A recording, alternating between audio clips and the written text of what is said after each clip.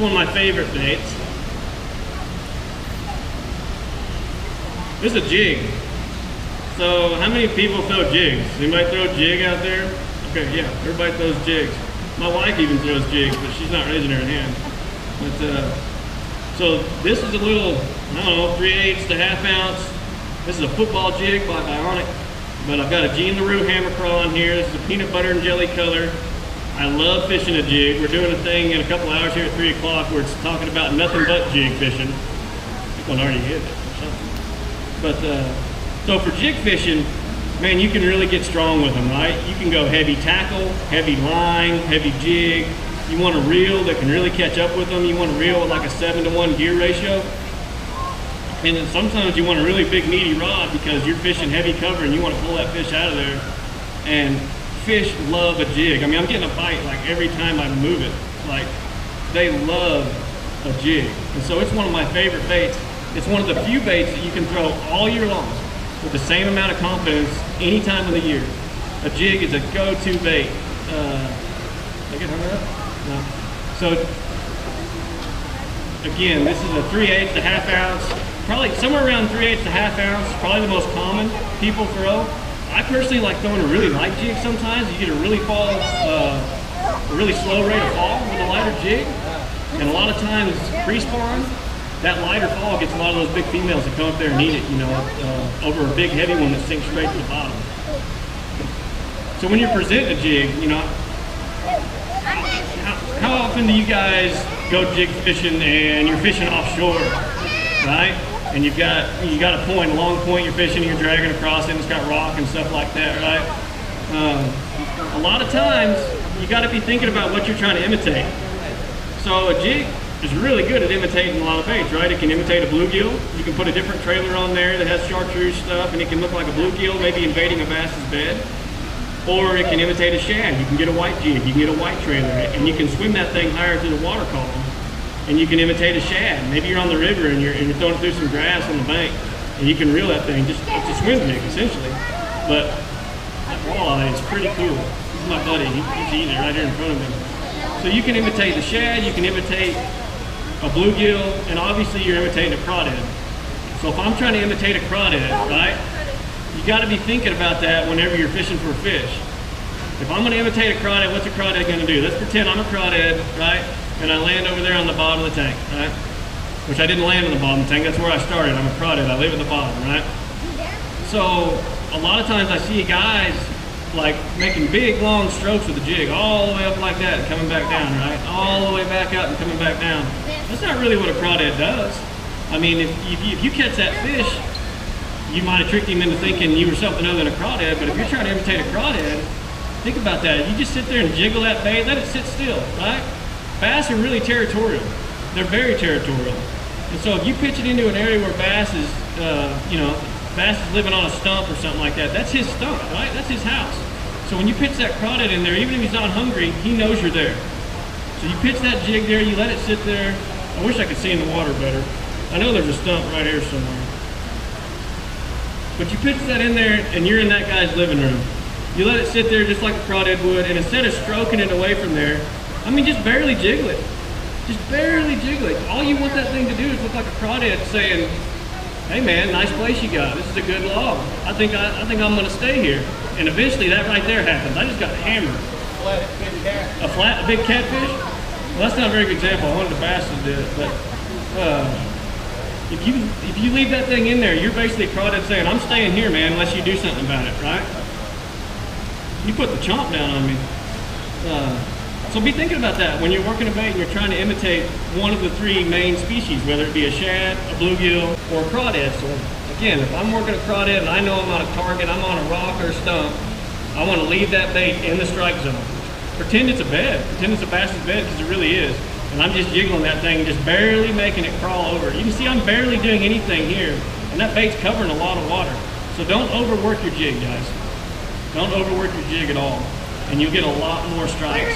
You'll convince a bass to eat it that isn't hungry. You'll actually make him mad. You know, growing up, my dad always told me, you can catch any bass if you can make him mad in it, you know? So be thinking about that sometimes. They're not always in a feeding mode. Sometimes you've got to aggravate them. You got to make them mad. And if you can figure that part out, you can catch every fish in the water, right? You can catch them all. We're all short-tempered at some point. We all have our fuse, and bass are no different.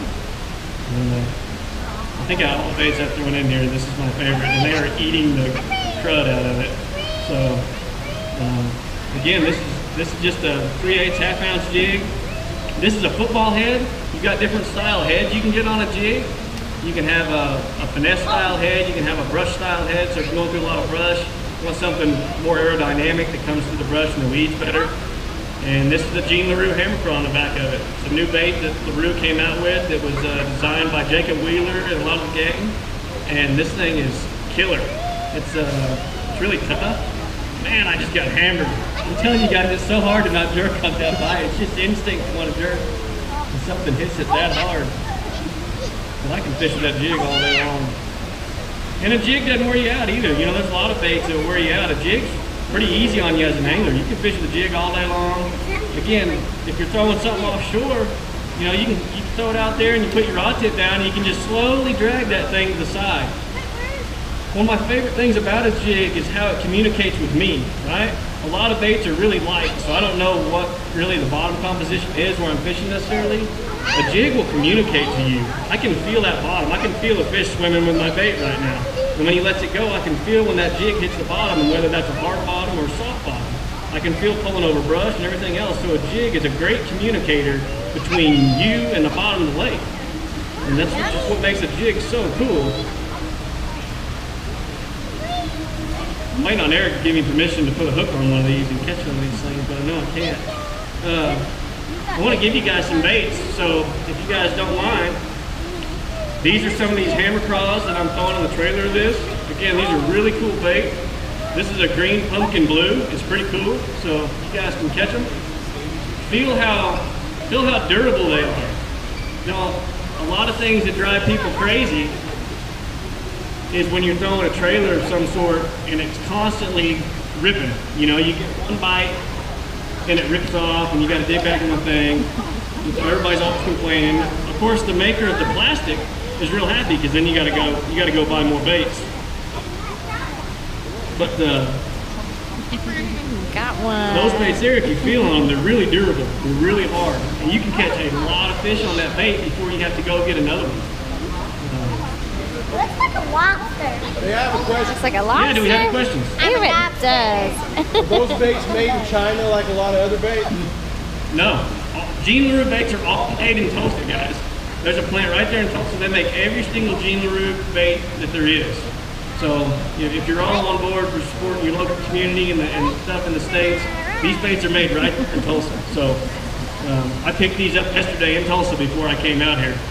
And I sat there and watched them take them off the rack and put them in a bag and hand them to me to give to you guys. These are these tablets.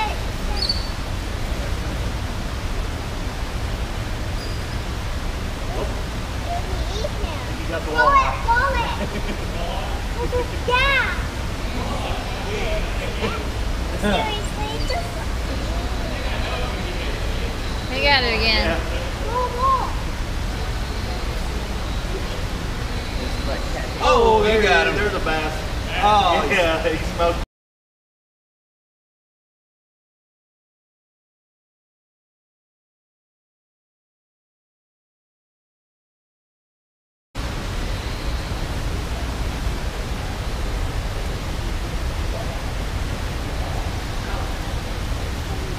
He's going to get the fish. Hey.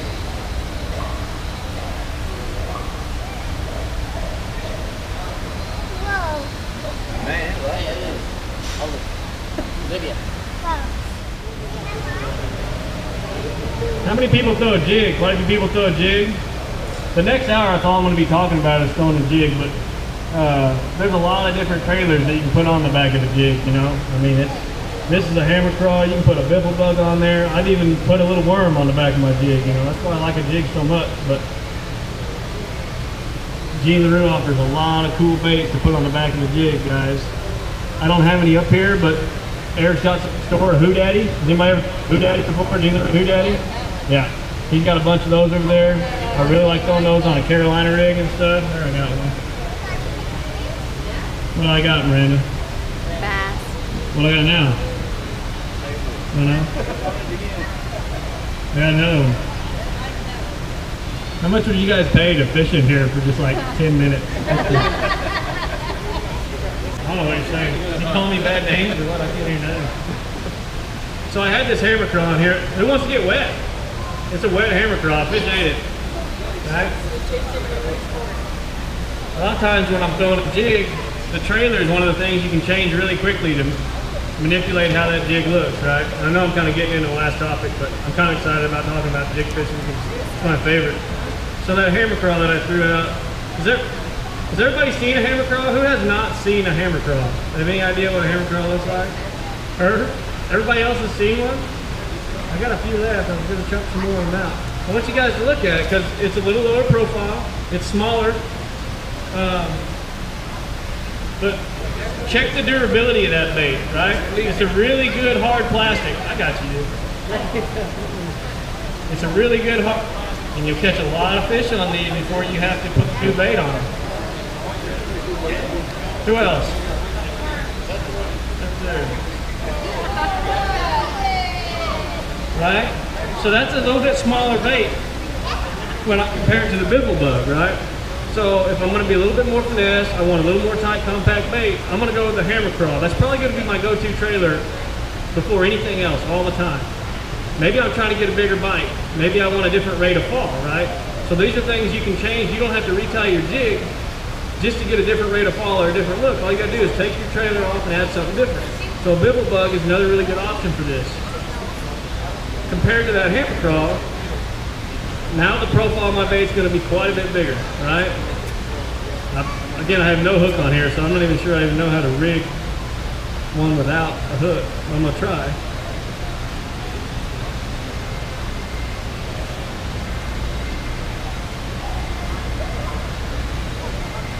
I did a horrible job, but it's on there. So now this bait's going to be a little bit bigger, and it's going to have a slower rate of fall. I'm going to be able to cast it further though, because to me it's heavier, right? So the bait's heavier, but it has a slower rate of fall because a Biffle bug is hollow in the middle, right? Everybody's seen a Biffle bug, it's got a hollow cavity. So the rate of fall on it is actually slower than that hammer craw. This is going to have a little bit more action. The appendages on it are longer. So the hammer craw just has two little tails. The Biffle bug has two longer tails or appendages, and it also has a big tail on the back of it. It's got a different look to it. I'll show you another thing that I do with it. You're looking at it? Yeah.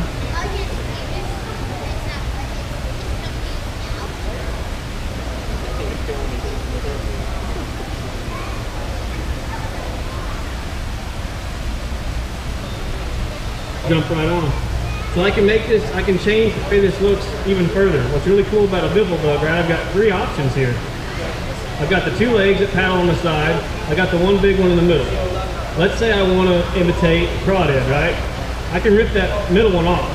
Now all I've got is pinchers and it looks like a crawdad. If I want to imitate something with a tail, like a perch or bait, I can rip off these other pinchers.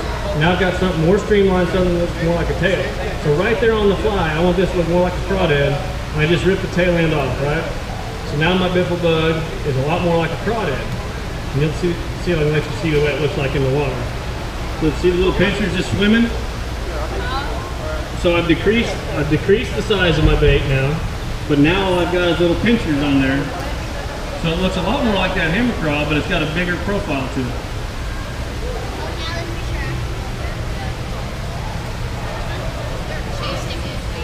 Once they go down to the bottom, see someone will eat it.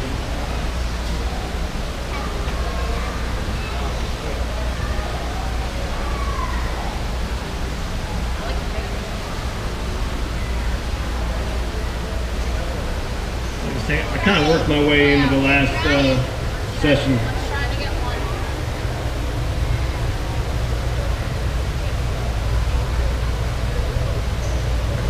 And same deal. If I wanted to try the other way and make it look more like a shad, alright, you're gonna get that. Same deal now. I'm just gonna take the pinchers right off the side of it. Now all I got left is that. I'm about to have a fishing tournament up north in Detroit, Michigan. one of the main forages up there in Lake St. Clair is a goby. And a goby's a lot more streamlined. It's not pinchers and stuff like that. I'm gonna do this exact thing up on Lake St. Clair because this tail on it, to me, mimics a lot more like a goby. I'll swim that through the water there so you can kind of get a look at it. So there's gonna be less action in that, right? It's not gonna have those paddling tails, but there's a time and a place where you're mimicking the bait that the fish are trying to eat, and that's what it looks like. That's just a really quick way that you can modify your jig and make it look a little bit different, and perhaps match the hatch, what you're going for. These fish here aren't having it. They like the hammer craw. So I figured that out pretty quick. So my practice in the aquarium told me if I come back here for a tournament, I can put the hammer craw on the back of my jig.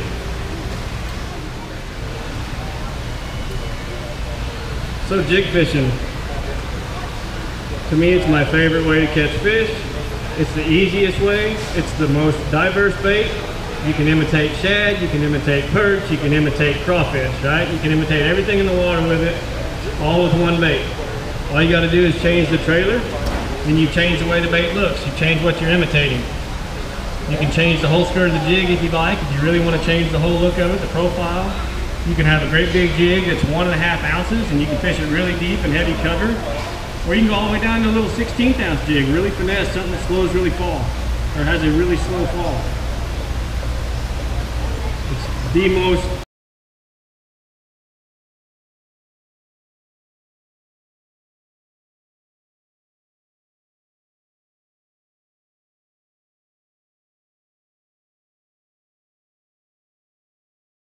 diverse bait. What I got now, catfish? Yeah.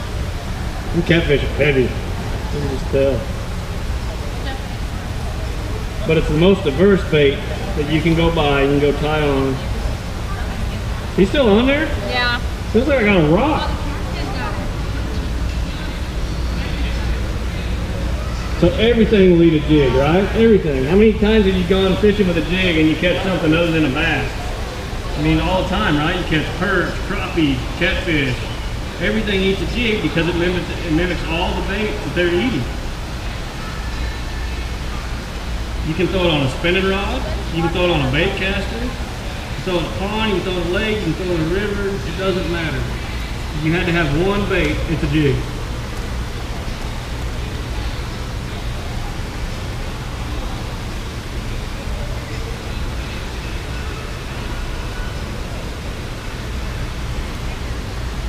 Something I talked about earlier that I think is really cool about a jig is how well it communicates with the angler, right?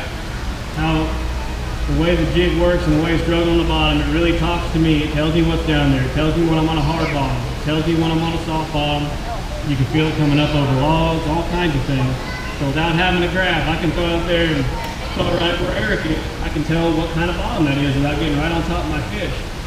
So jig's a really good communicator between you and the bottom and you and what's down there. The best part about it, catching the big ones. Yeah, you guys, I'll try to make a YouTube video out of this. So some of you guys catching baits and stuff. That's my wife there. I'll try to put it on. So you guys might be on YouTube if you want to be. If you don't want to be, come tell me now, because I'm not good with faces and names. And I don't like making people mad either. So make sure to let me know if you don't want your face on YouTube. Nobody watches it anyway. So hey guys, so that's kind of in my time here. If you guys don't have any questions at all, I'll be happy to answer them. I got a mountain climb down here to get down there, so about an hour and I'll be back. But if you guys got any questions, I'm going to stand around that table and answer any questions you guys got. I really appreciate you taking time to come out and listen. I'll be here tomorrow for an hour as well. So anything I can ever do to offer you guys any assistance or give you more baits if I got them. So thanks guys, I appreciate it.